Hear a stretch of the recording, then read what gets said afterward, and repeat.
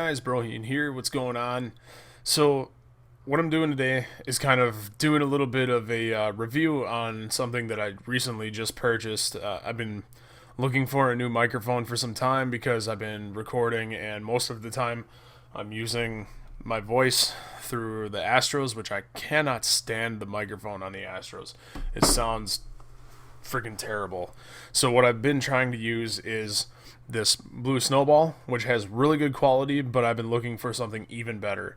So what I ended up coming up with, you can get it on Newegg, you can get it on Amazon, you can get it at Best Buy, because Best Buy matches Newegg, which is freaking awesome. So props to you, Best Buy. So what I ended up picking up, because I wanted higher quality in my microphone and in the sound that I provide on YouTube, is the perfect mic, in my opinion, for simplicity's sake, for USB cardioid mics, and that would be the Blue Yeti. So the Blue Yeti this is just part of it, actually. So the Blue Yeti comes with a stand that's like this. Comes out of the package, it's got the nice coated bottom, so that way you put it on the desk, it doesn't move around and it doesn't scratch your desk, which is cool. So we'll leave that sit right here so you guys can kind of, if you want to look at it more, whatnot. So it comes with some hardware here. These little pieces right here are the little side fingers, whatchamacallits, for they thread into the side. Here is a little hole in the side of it, and those go through the stand. Now this thing sits, if you guys can see over here, sits about yay tall. This is actually obviously you can't tell, but this is about a foot tall off the desk. So if you're going to use this on a desk, I don't recommend it, because even if you bump the desk, you move your keyboard a little bit, anything whatsoever, any little noise, this microphone is hot enough, it's going to pick it up. So I suggest getting a stand. Do something like this. Here's my two stands. The one's got the Snowball on it, and these guys I picked up online for about $20 a piece, but they literally mount right to the desk over there. So they're a nice little investment. So can't really complain. Let's drop this hardware. So what you can do if you're going to use it on the desk, it's a little bit tall. I mean, if I were to use it, it would probably stand about right here, and you can even see that, but obviously it's going to block my view for the TV. So we don't do that. We put it on a stand. But what you can do is this thing is able to be, like, when you put it in here, it's able to be pivoted. So you could potentially have it sit just like this and kind of point at you. The problem with that is it'll still pick up perfectly fine, but the cardioids in here, they kind of face outwards towards the side of the mesh. So if you're talking at it like this, straight at like this is going to be a different sound compared to if you're talking at it real close like this, or even far away like this. It could be something totally different. So, but enough about the stand and the placement and the proper placement.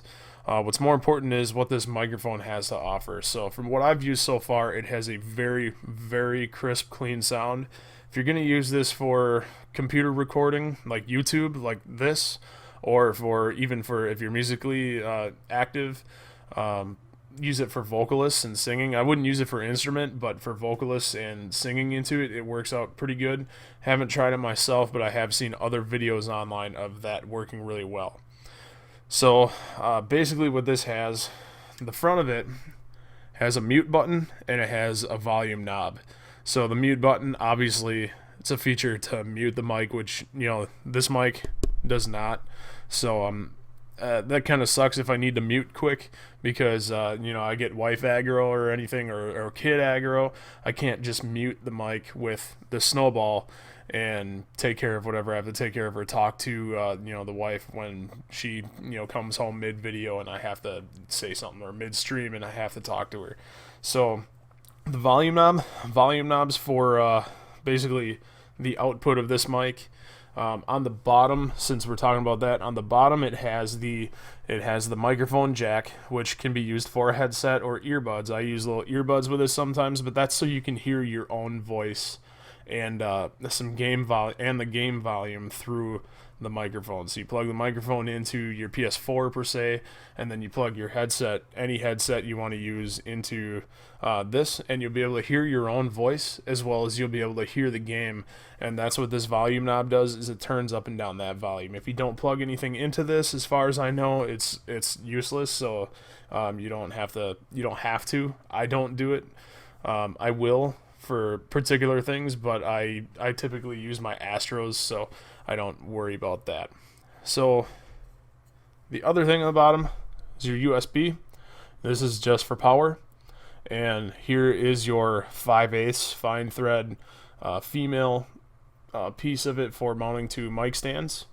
However, I had to get adapters because, you know, the mic stands that I just talked to you about a minute ago, they came with some 3/8 thread that they use over in Europe more commonly than in America is 5/8, so watch for that when you order mic stands.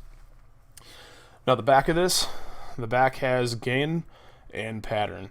So gain is basically the sensitivity of the microphone, and the pattern chooses what style pattern that you want to use. So what I have it set to is cardioid, which means it's going to be good for basically one direction, but it'd be good for a podcast type thing. It'd be good for YouTube recording. It would be good for audio with a band, like I was talking about with a singer earlier.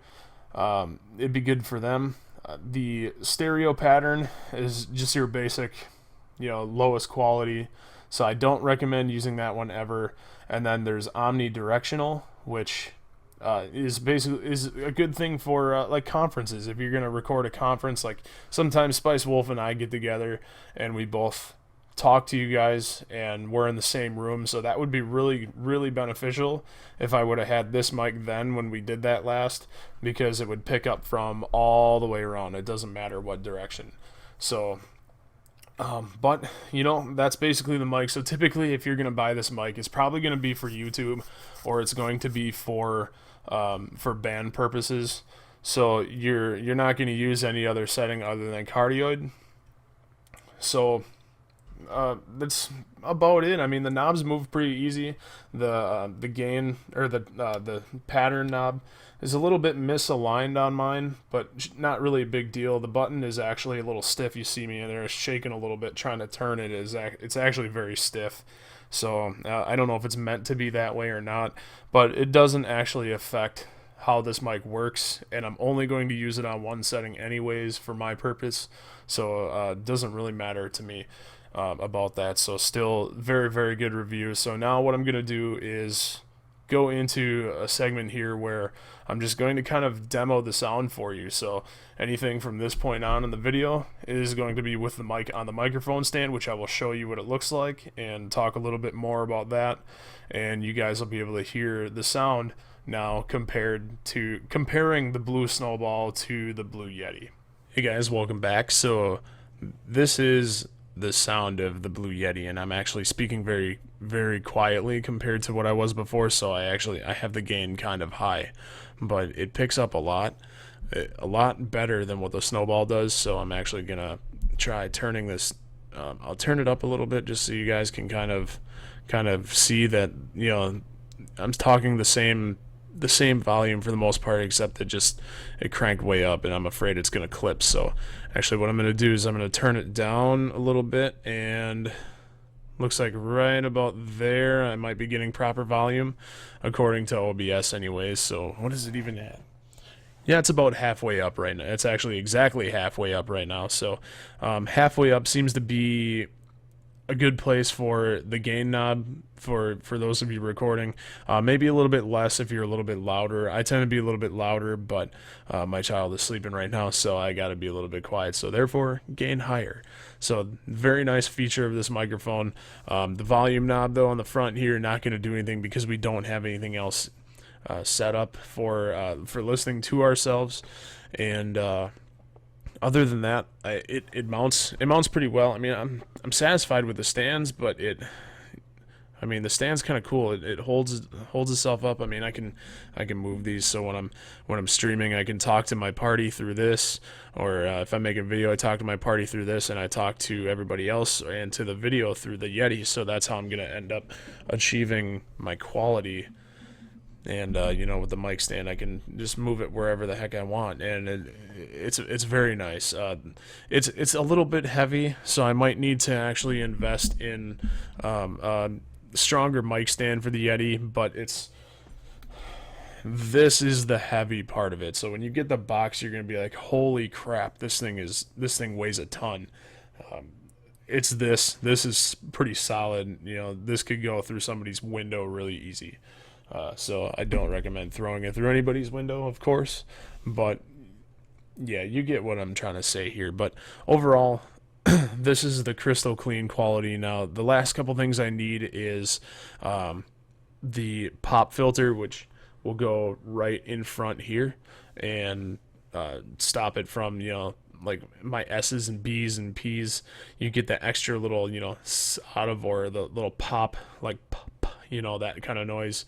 So that helps with that. Also, a shock mount is something that you should invest in. I have a shock mount for another microphone. However, this thing's probably a good 3.5, maybe 4 inches in diameter.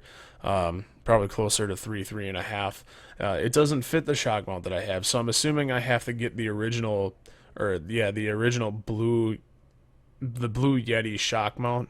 And what a shock mount is going to do is when you have to move, you know, the mic or something like this, it actually suspends it in the air with what kind of looks like 2 hair ties plus the little piece in the center that holds it.